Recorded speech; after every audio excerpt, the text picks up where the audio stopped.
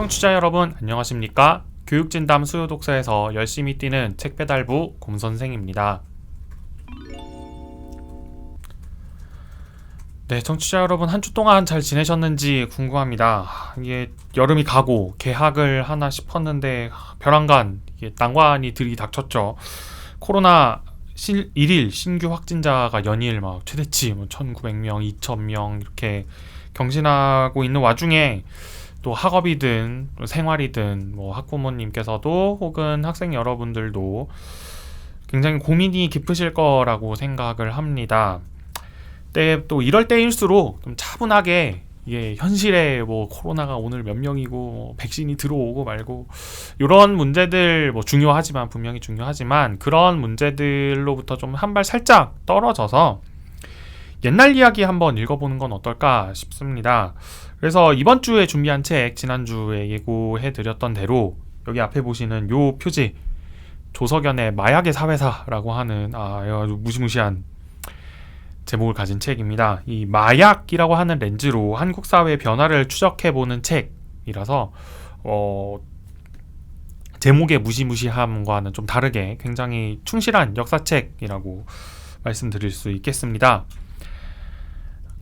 청취자 여러분의 기억 속으로 책을 배달해드리는 2분 퀵서비스로 넘어가 보겠습니다. 청취자 여러분 혹시 그 진달래꽃이라고 하는 시 아시죠? 모르시진 않을 거라고 생각합니다. 나보기가 엮여 가실 때는 죽어도 아니 눈물 흘리오리다 하는 그거. 이 시를 지은 사람도 당연히 아실 겁니다. 김소월이라는 시인이죠. 근데 혹시 전 국민이 다 아는 요 시인, 진달래꽃 지은 요 시인 어떻게 죽었는지 아시나요?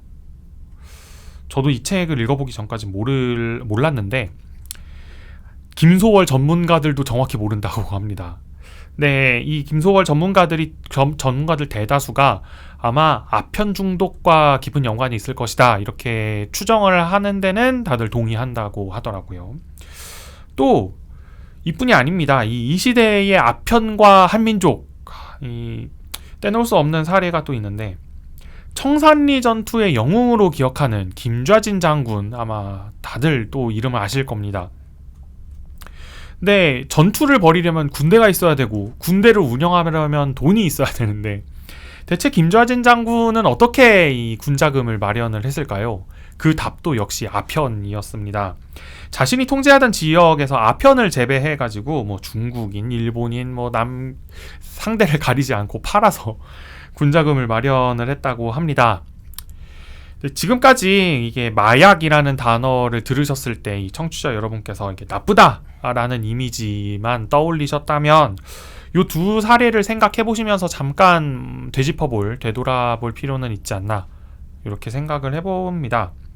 이 마약이라고 하는 요 단어, 요런 상품들 이 땅에 살고 있는 사람들한테 소개된 이래 이 마약이라는 단어가 어떤 방식으로 이해됐는지는 사실 시대마다 굉장히 다릅니다. 왠지 그냥 마약하면 나쁜 것, 하면 안 되는 것, 하면 벌 받는 것이라고만 생각했을 것 같지만 꼭 모든 시대에 그렇진 않았다라는 것이죠. 심지어 이 일제강점기 조선인들의 정신 속에는 특히 지식인들의 정신 속에는 아편이 그렇게 크게 문제가 돼? 라는 생각을 하던 시기마저 있었습니다. 하지만 이제 어느 순간부터 마약이 문제가 되기 시작했고 또 시대마다 서로 다른 방식으로 문제가 되는 이런 면모들을 살펴볼 수가 있겠습니다. 또 동시에 마약이라고 하는 것의 이 반대편에 있는 것은 정상적인 것, 문제가 아닌 것, 좋은 것, 우리가 해야 되는 것, 즉 이런 대립상들이 존재하고 있는 걸 우리가 역사를 통해서 확인을 할 수가 있습니다. 그래서 우리는 마약이 취급되는 역사를 들여다보면서 우리 사회가 어떤 가치를 추구해 왔는가, 또 어떤 가치를 회피하도록 정부 혹은 사회가 획책이라는 표현은 조금 세고요. 조장 혹은 권장해 왔는가 이런 것들을 잘 볼 수 있을 거라는 생각이 듭니다. 이런 문제의식에서 출발해서 마약이라고 하는 개념, 그것이 해석되는 방식을 역사적으로 탐구한 책인 조석연의 마약의 사회사를 이번 주에 청취자 여러분과 함께 살펴보도록 하겠습니다. 네, 이 책은 제가 지금은 이제 전자책으로 가지고 와서 이게 두께를 잘 보여드리진 못하지만 얇습니다.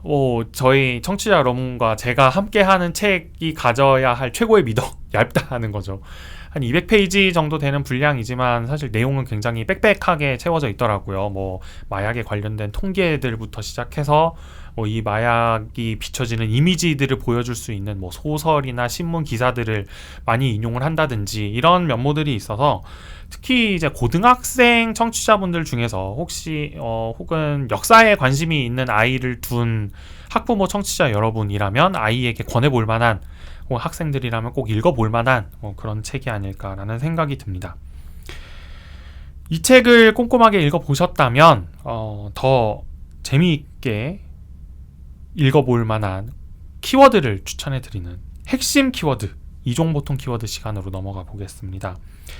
이제 이 책은 우리나라의 근현대사에 등장하는 마약을 살펴보는 책입니다. 그래서 이 키워드로는 제가 이 책에서 구체적으로 선정하고 있는 마약들을 한번 선정해봤습니다. 총 3개인데요.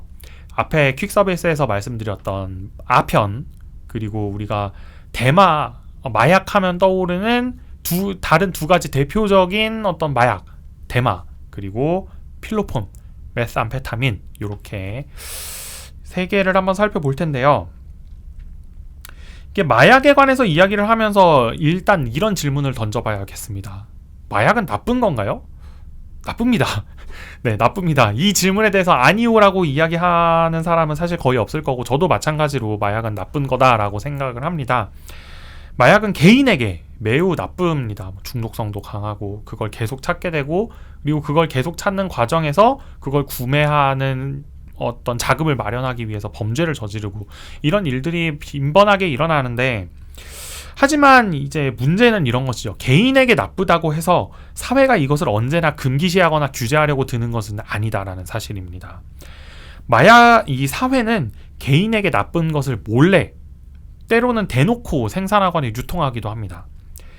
캠페인으로서 마약을 규제하려고 드는 게 오히려 이렇게 대놓고 생산하고 유통하려고 하는 그 국가 혹은 정부의 모습을 가리려고 하는 전략으로 기능할 때조차 있습니다. 사실 이런 모습을 잘 살펴볼 수 있는 게 일제의 아편 정책입니다. 이 조선에 유통되는 아편을 어떤 식으로 관리하고 다뤄왔는가. 사실 조선 말기의 한반도라고 하는 지역은 대외적으로도 그리고 그 조선 내부의 실제적으로도 아편의 영향력이 그다지 크지 않은 국가였습니다. 왜냐하면 사실 이유는 간단합니다. 조선 정부가 청나라가 아편으로 망하는 걸 보고 겁을 엄청 집어먹었거든요. 그래서 아편 누가 한다 그러면은 일단 엄청 엄하게 단속을 하고 처벌도 굉장히 강하게 하고 이런 나라였습니다. 하지만 이제 일제가 들어오고 강점기가 시작되면서 이 일본 제국이 의료용 혹은 군수용으로 아편이 굉장히 많이 필요하게 됐고 그래서 이걸 어디서 재배를 할까라는 생각을 하다가 점 찍은 지역이 바로 조선 한반도였습니다. 그래서 이 조선의 민간에서 이제 재배되고 그냥 배 아프면 먹는 그 정도 이제 구급약 정도로 취급되던 이 아편을 민간에서 재배하는 걸 굉장히 엄격하게 단속을 하고 대신에 일본 기업을 1개에서 2개 혹은 몇 개를 딱 집어가지고 아편에 대한 독점, 유통, 생산 권리를 부여하게 되죠. 그래서 이 과정을 통해서 아편은 조선에서 상품 작물로 변화합니다. 그래서 이게 정책으로 봤을 때 겉으로 보면은 이게 민간의 아편 재배를 통제하고 아편을 이제 사용하지 못하게 하는 것처럼 보이지만 실제로는 일본 정부가 일제 정부가 일제 기업에게 이익을 가져다 주게 하려는 수단으로 기능을 했었던 것입니다. 또 이 과정에서 역설적으로 아편이 일본의 탄압의 상징 같은 것이 되기도 했다고 합니다. 그래서 이 반일 감정을 가진 지식인들이 집에다가 아편을 막 키우고 아편을 복용하고 막 몸이 망가져 가는 거죠. 이제 그 과정에서 나는 지금 일제에 저항하고 있어. 나는 항일 운동을 하고 있어. 아편쟁이들이 뭐 이런 얘기를 하는 경우도 부지기수였다. 이게 신문 기사에 자주 실리곤 했다. 뭐 이런 웃지 못할 에피소드들도 이 책에 많이 실려 있습니다. 또 이렇게 대량으로 만들어진 아편이 일제 시기에는 만들어진 다음에 바로 일본으로 수출이 되거나 수출 혹은 이동하거나 혹은 일본 정부가 이제 통제한 군대로 바로 뿌려졌었는데, 이렇게 되다 보니까 해방 후가 문제인 거죠. 일본이 그걸 그냥 다 놓고 나가버렸거든요. 이 아편이 우리나라의 독립 이후 1950년대에 큰 사회 문제가 됩니다. 이제 길거리에 아편 중독으로 쓰러져 있거나 죽어서 널브러진 사람들을 심심치 않게 볼 수 있었다라고 하네요. 이 문제를 해결하기 위해 당시 우리나라 정부, 즉 이승만 정부가 들고 나온 카드는 북한, 그때 당시 말로는 북괴였습니다. 북괴가 아편을 재배해서 우리나라 사람들의 대한민국 사람들의 정신을 좀먹은 다음에 적화시키려고 한다. 이런 선전을 정부에서 공식적으로 아주 대대적으로 펼쳤다라고 하네요. 그래서 아편에 대한 인식도 점차 부정적으로 바뀌어 갑니다. 그래서 이걸 봤을 때 우리나라에서 1950년대 아편, 즉 마약이라고 하는 단어의 이미지 혹은 해석 방식은 냉전 체제 유지의 도구였다. 이렇게 해석을 해볼 수 있겠습니다. 아편이 사라진 자리, 이걸 어쨌든 단속을 했으니까요. 아편 재배와 아편 복용이 좀 많이 줄어드는 것은 분명히 사실이었습니다. 근데 사람들은 언제나 이제 마약을 찾습니다. 그래서 이 자리를 대체한 게 바로 대마입니다. 여기서부터는 사실 학부모 청취자 여러분이시라면은 대마 때문에 몇몇 연예인들이 구속이 됐다, 혹은 심지어 구속됐던 그 연예인 중에 몇몇을 좋아해 보셨던 기억도 있으실 거라 생각합니다. 대마는 원래 당연하죠. 옷감 만드는 작물입니다. 그래서 굉장히 우리 주변에서 흔하게 볼 수 있었습니다.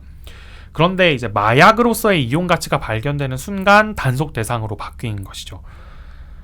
특히 미군들이 가지고 들어와서 사회 혼란을 불러오는 서양 퇴폐 문화를 즐기는 청소년들, 대학생들의 어떤 반정부적, 반사회적 성향을 이 대마와 일치시키면서 그때 당시에 정부가 대마를 문제시하기 시작합니다. 이건 사실 외국에서도 마찬가지였죠. 대마 하면 당연히 이제 히피 문화와 연결이 되고, 우리 주변에 유명한 히피들, 버락 오바마, 그리고 스티브 잡스, 이런 사람들 있죠.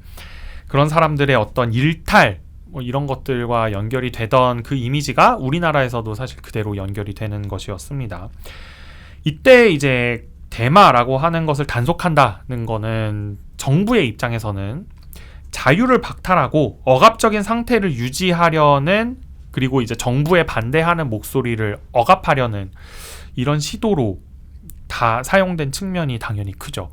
그래서 이 똑같은 마약이라고 하더라도 앞에서 아편이 소비되던 이미지하고, 또 이제 바로 다음에 다루게 될 필로폰이라는 그 마약이 소비되는 이미지하고는 또 약간 다르거든요. 또 특이해 볼 만한 거는 이제 아편이나 필로폰에 비해서 대마는 우리 신체에 미치는 영향이 확실히 적습니다. 이건 이제 과학적 연구 결과로 다 밝혀진 사항들인데, 하지만 우리는 이제 마약이라고 하는 그 단어의 센 이미지에 이렇게 세 가지, 아편, 필로폰, 대마를 한 번에 묶곤 하죠. 그래서 이것도 일종의 정부 선전의 효과가 아닐까, 이렇게 생각해 볼 수 있을 것 같습니다. 자, 마지막으로 이제 필로폰을 보죠. 이제 대마 단속도 이제 열심히 하니까 어쨌든 사람들은 또 마약을 찾게 되고, 이 과정에서 눈에 들어온 게 이제 필로폰인데, 필로폰은 개발 자체는 1910년대 중반 일본에서 됐다고 하죠. 근데 이게 화학 반응을 거쳐서 만들어지는 마약이라서 생산을 할 때에 그 냄새도 굉장히 심하게 난다든지, 혹은 물을 오염시킨다든지 하는 그런 부작용, 생산 과정에서 반드시 발생하게 되는 그런 부작용들이 있습니다.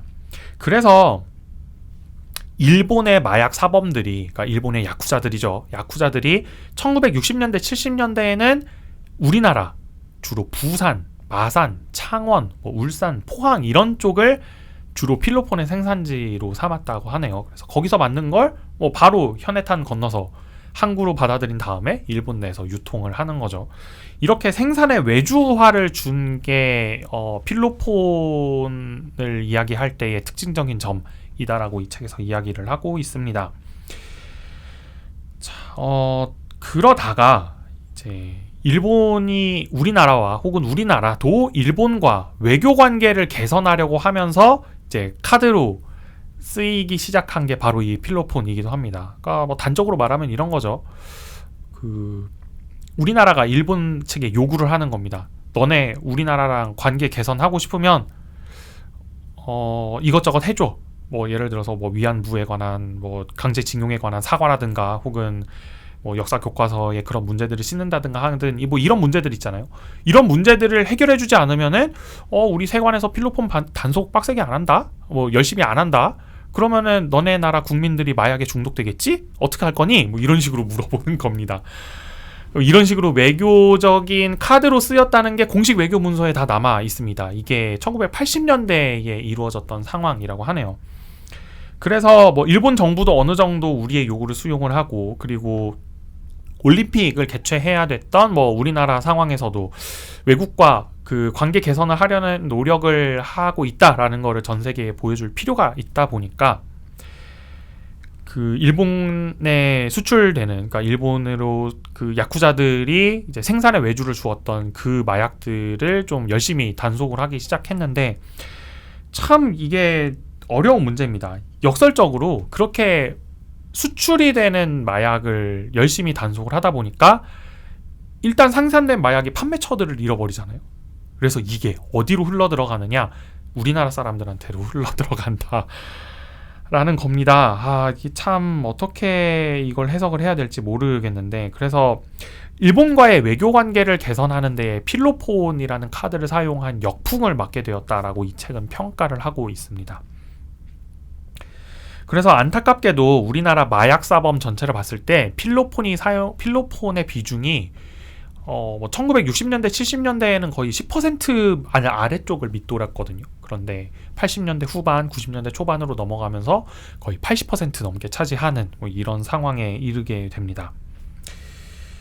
이 책의 저자 조석연은 이 세 가지 마약, 아편, 대마, 필로폰을 다루면서 이 한반도에 있었던 여러 정부들이 마약을 다루는 태도에서 공통점을 보인다라고 지적을 합니다. 이 공통점이란 바로 공급을 통제하려고 할 뿐 수요를 통제하려고 하지 않는다는 거죠. 그러니까 만드는 사람 때려잡고 마약 했던 사람들을 열심히 잡아들이고, 하지만 그 잡아들인 뒤에 그냥 감옥에 넣고 아무 조치도 취하지 않는 거죠. 그리고 저 마약에 중독됐는데 지금 이걸 치료하고 싶어요 라고 이야기를 했을 때에 뭐 정신과적으로 문제가 있으니 이런 프로그램을 거치면 당신은 정상 생활을 할 수 있습니다가 아니라 너 깜빵 철컹철컹 이런 조치들만 취했다라고 하는 겁니다. 그래서 이런 조치들은 사실 사람들의 편견에 기반해서 가시적인 성과에만 몰두하고 문제를 근본적으로 해결하려고 하지는 않는 태도다라고 이 책의 저자는 지적을 하고 있습니다. 그래서 이 책은 이런 방향으로는 마약이 사람들 사이에서 돌아다니는 걸 결코 근절할 수 없다. 좀 더 근본적인, 그러니까 마약에 손을 댈 수는 있지만 그 댄 사람들을 치료하고 다시 정상적인 상태로 되돌리려고 하는, 마약을 하는 사람들을 악마화시키지 않는 정책이 필요하다라고 하는 게 이 책의 결론입니다. 뭐 다소 섬뜩한 견해일 수도 있고, 아니면 그 마약에 관한 어떤 정책에 시사점을 주는 그런 결론일 수도 있고, 이런 생각들을 이 책을 읽으면서 해보게 되네요. 네, 이렇게 마약의 사회사라는 책의 내용, 그 마약이라고 하는 것을 단어를 들었을 때 우리가 떠올리는 주요 마약, 네, 뭐 아편, 대마, 필로폰에 관한 내용들을 살펴보았고요. 이제 이 책과 함께 하면 더 재미있게 즐기실 수 있는 콘텐츠를 추천해드리는 이제 아이랑 투게더 시간으로 넘어가야 되는데, 이 참 마약과 관련된 책을 읽으면서 아이랑 같이 즐길 수 있는 그런 콘텐츠가 있을지 잘 모르겠습니다. 그래서 좀 문득 생각이 그러니까 마약과 관련돼 있지만 아이와 함께 즐길 수 있는 무난한 콘텐츠라고 하면 이런 게 있을 것 같아요. 한국 또는 외국에서 마약 사용이 문제가 됐었던 뮤지션들의 노래를 한번 들어보시는 건 어떨까? 이런 생각을 한번 해봤는데 한번 제가 이렇게 쭉 늘어나 보겠습니다. 비틀즈, 네, 마약한 걸로 유명하죠. 특히 존 레논도 마찬가지고 폴 맥카트니도 그렇고요. 마이클 잭슨, 네, 대마사범입니다. 너바나 역시 대마사범이죠. 이 방송을 들으시는 학부모 청취자 여러분 소시적에 한 번쯤 다 들어보신 그 명곡들, 팝의 클래식들이죠. 이런 거 한번 들어보시면 괜찮겠고, 우리나라도 보면 청취자 여러분이라면 한 번쯤 좋아해 보셨을 신해철, 고 신해철 씨, 대마사범이죠. 들국화, 네, 보컬이 대마사범이죠. 이런 뮤지션들 한번 그냥 마약에 관한 책을 읽은 김에 한번 들어보시면 어떨까 이런 생각을 해봤습니다. 이게 아무래도 마약과 관련된 콘텐츠들은 대부분 아이랑 함께 즐길 수 없다 보니까 이런 콘텐츠를 추천을 해드리게 되네요. 네, 이렇게 오늘 마약의 사회사 한번 책 살펴보았고요. 다음 시간에는 우리 아이들이 나답게 살 수 있는 세계를 고민하는, 만들어가기 위해서 고민하는 사람들이 쓴 책을 한번 살펴보겠습니다. 이 성별로 차별받지 않는 교육을 고민하고 실천하는 초등학교 선생님들의 단체, 아웃박스라고 하는 단체에서 낸 신간 12달 성평등 수업이라고 하는 책을 청취자 여러분과 함께 다음 주에 읽어보도록 하겠습니다. 교육진담 수요독서 코너는 청취자 여러분과 함께 책을 가볍게 하지만 꼼꼼하게 읽어나가는 방송입니다. 여러분의 손길에서 책장을 넘기는 소리의 숫자만큼 댓글, 좋아요, 구독하기, 알람 설정, 링크 공유 부탁드립니다. 감사합니다.